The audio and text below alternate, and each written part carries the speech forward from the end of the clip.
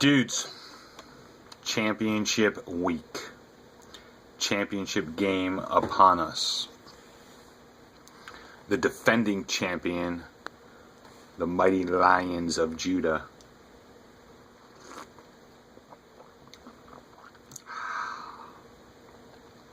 against Mr. Jefferson Starship.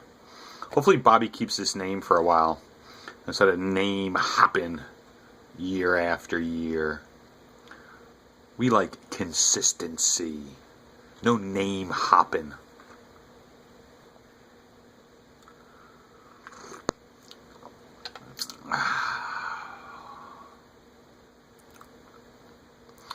Fed looking to become the first time repeat champion in the Men Who Dream League. Also looking to become only the third coach with a minimum of 2 championships. Joining myself with 2 and Gabe with 3.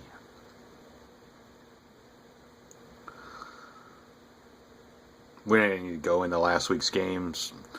My team laid an egg.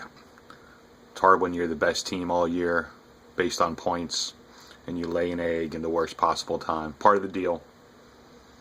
I believe it finally caught up with me. That God punished me for 2 trades, taking advantage of 2 people. 2 trades that should have never taken place. And my team should have never been where it was. Basically, my roster, I got rid of D'Angelo Williams, and I gained Gronk and AJ Green. And number 1, the first lightning struck when Gronk got hurt. And the man upstairs said, "No, dude, you took advantage of people who weren't in their right mind. You didn't deserve to advance." But I do feel bad for Phil. Phil had a great year. Man, I'm so proud of Phil. And sadly, if Phil did not make the ill-fated trade of giving up a top 5 receiver in fantasy football for the last several years, one of the most consistent players that you'd ever want on your team, Phil had a great draft.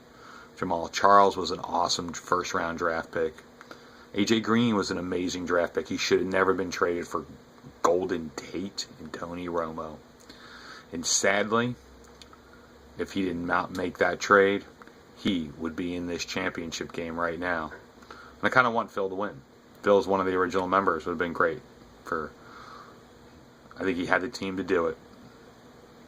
Kind of feel bad that I even offered that trade to him. But oh well. Hey, it's the past. Whatever.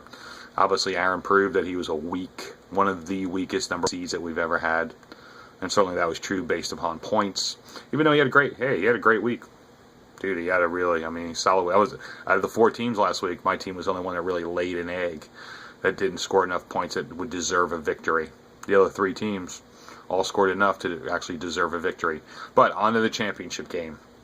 It's going to be a great game. I'm looking forward. It's exciting. Obviously, Fed needs to work his lineup here a little bit because I doubt very highly that he's going to be starting Jordan Todman, who had a great game last week, but I don't think, he's up to the snuff in a championship game.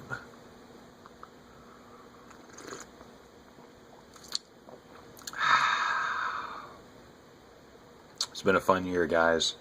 Definitely enjoyed it. When's the draft? Here's the deal. I think it's going to be a Studley game. I think we'll be in the... I'm hoping it's a Studley game. I'm hoping that one team doesn't lay an egg. I want to see... Dude, how great was Monday night's game?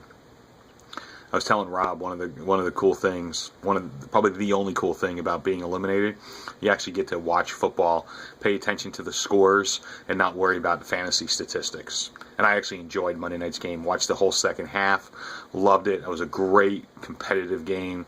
Obviously loved the finish, loved Justin Tucker's 61-yard bomb to win the game. That was fun. Next week, I'm looking forward to games. I'm looking forward to some great finishes we have in these division races. In the wild cards, I mean, this is an awesome finish to the NFL season, and now you get to pay attention to it. I mean, normally you don't. I mean, I don't even usually know the scores of the games, which is sad because I've been a football fanatic my whole life, since I was a little kid. Here's the deal: everyone's got to play to the top of their ability. Getting the games into this 140s would be awesome, and I want it to come down to Monday night. I want it to be an amazing Monday night finish.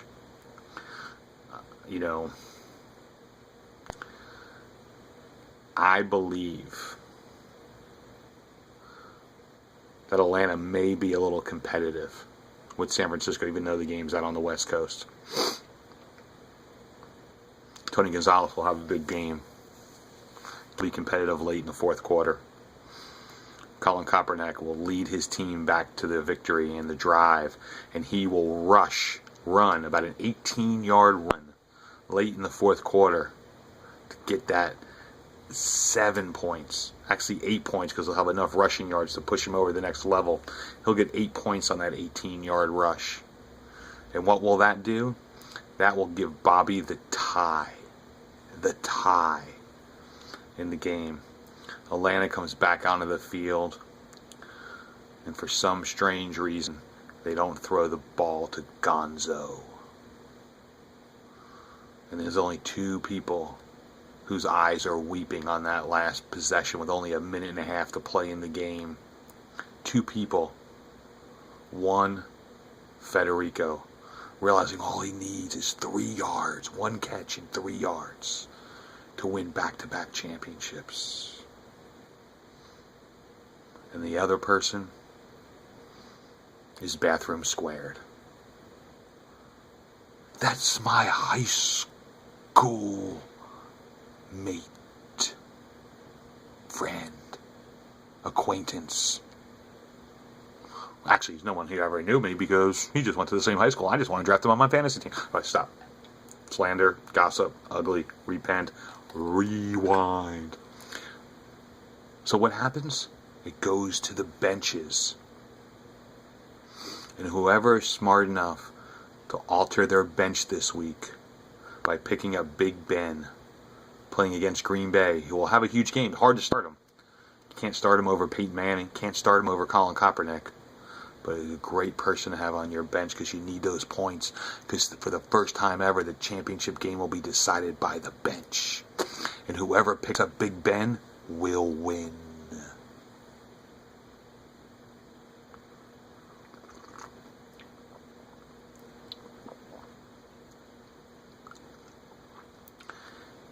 And Reg of the Steel Curtain Bulldogs will be pleased because the quarterback of his real team, not the fantasy Prissy Poodle team, will be saying, "Hey, great job, Big Ben."